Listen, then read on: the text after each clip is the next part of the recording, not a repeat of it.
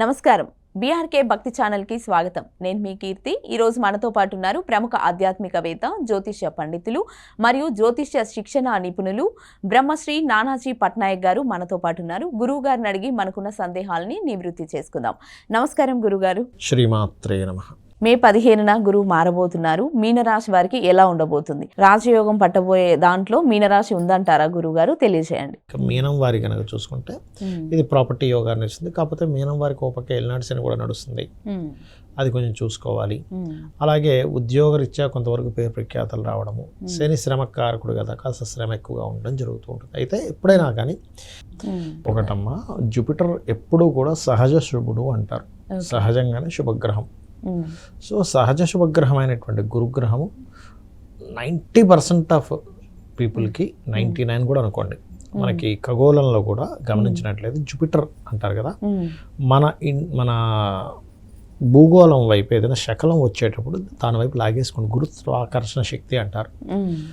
ఏ శకలాలైనా మన భూమిని తాకపోవడానికి కారణం ఏంటంటే అది లాగేసుకుంటుంది తన వైపు. అంటే సహజంగానే తనకి ఒక లక్షణం ఉంటుంది గురుగ్రహానికి. అలాగే మన జన్మజాతకంలో కూడా ఏదైనా ఒక దోషం ఉంది అంటే, రకరకాల దోషాలు ఉంటాయి. సర్పదోషాలు ఉంటాయి, లేనట్లయితే మనకి కాలసర్పదోషాలు, లేదా మనకి చూడండి అంటే కాలసర్పదోషం జన్మజాతకానికి అప్లై చేయకూడదు, కాబట్టి చాలామంది చేస్తున్నారు.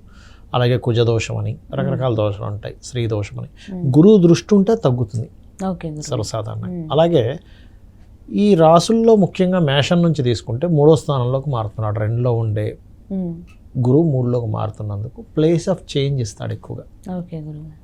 విదేశాల్లో ఉండే వారికి ఏదైనా చేంజ్, గతంలో ఏవైతే చిన్న చిన్న మిస్కమ్యూనికేషన్స్ అయ్యాయో అవి క్లియర్ అవుతాయి. ఏ గ్రహమైనా మీకు మంచి ఫలితాలు ఇవ్వాలి, అందులో ముఖ్యంగా గురువు మంచి ఫలితాలు ఇవ్వాలంటే ఇప్పుడు నడుస్తున్నటువంటి గోచారరీత్యా కూడా మీరు దక్షిణామూర్తి స్తోత్రము మెయిన్గా చేసుకుంటూ ఉండాలి. అలాగే శని యొక్క ప్రభావం కూడా తగ్గాలి అంటే కనుక కాలభైరవ అష్టకము చదవడము, గోవుకి బెల్లం తినిపించడము, కాస్త నూనె, శివాలయంలో నూనెను దానంగా ఇవ్వడము, ఇవి చేస్తూ ఉండడం. లేదా గూడాన్నము అంటారు, బెల్లముతో చేసినటువంటి పదార్థాన్ని మనం దేవుడి దగ్గర నివేదన చేసి దాన్ని నలుగురికి ప్రసాదంగా పంచడం చేసినట్లయితే అన్ని విధాలా బాగుంటుంది. ఇంట్లో ఉండి ఎలాంటి పరిహారాలు చేసుకోవచ్చు అంటారు? ఒకటేనమ్మా, ఎప్పుడు కూడా ఇంట్లోనే ఉండి నేను పరిహారం చేసుకోవాలి, ఎందుకంటే విదేశాల్లో ఉండే వాళ్ళకి కొన్ని దానాలు కుదరవు. అవును గురువు గారు. ఒకటే దానం ఇవ్వలేను అనుకునేవారు నేను చెప్పేది ఏంటంటే అరటికాయలు గోవుకు తినిపించవచ్చు, లేదంటే గోశాల కూడా మాకు దగ్గరగా లేదు, ఏం చేయాలి అని అనుకునేటువంటి వారు ఇంట్లో ఒకటే దిగంబర దిగంబర శ్రీపాదవల్లభ దిగంబర అనే మంత్రం, లేదా దక్షిణామూర్తి యొక్క స్తోత్రం వినడం, చదవడం అందరికీ రాదు, వినడం చేయొచ్చు. పసుపు రంగు వస్త్రాలు మీ ఇంట్లో పనిచేసే వాళ్ళకి, లేకపోతే ఎవరికైనా బ్రాహ్మణులకి దానంగా ఇవ్వచ్చు.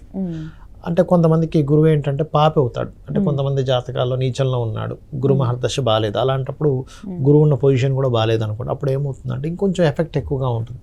ఎలాంటి ఎఫెక్ట్ ఉంటుంది గురువు బాగాలేని వాళ్ళకి అంటే, గురువులతో ఇబ్బంది, లేకపోతే ఒక పూజ చేయబోయి ఇంకోటి ఏదో, అంటే కొంతమంది చూడండి కొన్ని ఇప్పుడు సహజంగా కూడా ఈ శని ఇలా ఉన్నప్పుడు ఏమవుతుందంటే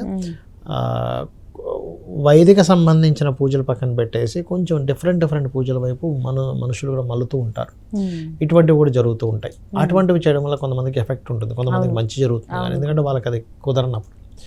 అలాగే గురువుల ద్వారా కొంతవరకు వీళ్ళకి కొంత నిందలు పడ్డం, గురువు బాగోపోతే, ఇవన్నీ కూడా దక్షిణామూర్తి స్తోత్రం కనుక చదువుకుంటే వింటే ఏమవుతుందంటే ముందుగా దాని అర్థం తెలుసుకొని చేయాలి. అప్పుడు జ్ఞానం అనేటువంటిది వస్తుంది. మనం దేని గురించి ఇబ్బంది పడుతున్నాం, నేను దేనికి బాధపడాలి, నేను దేని గురించి అనవసరంగా నేను చింతిస్తున్నాను. ఇప్పుడు భగవద్గీతలో అదే కదమ్మా, శ్రీకృష్ణ పరమాత్మ యుద్ధరంగంలో ఉండే వాళ్ళందరినీ చూసి వీళ్ళందరినీ చంపేసి నేను నెత్తుడు కుడి తినాలా, గురువులను, మేనమామలను, తండ్రులను, సహోదరులను వీళ్ళందరినీ చూసి హృదయము ద్రవించి నకాంక్షే విజయం కృష్ణ అంటాడు. అంటే నాకు విజయం వద్దు, రాజ్యము వద్దు అన్నప్పుడు నీ ధర్మం నువ్వు చేయాలి అని చెప్పి ఆయన మళ్ళీ చెప్తాడు. అలా మన జ్ఞానోదయం అవుతుంది దక్షిణామూర్తి స్తోత్రం కనుక చదివినట్లయితే. సో ఇది చేసుకుంటే సరిపోతుంది. ఓకే గురుగారు, మంచి విషయాన్ని వివరించారు. ధన్యవాదాలు గురుగారు. శ్రీమాత్రే నమః.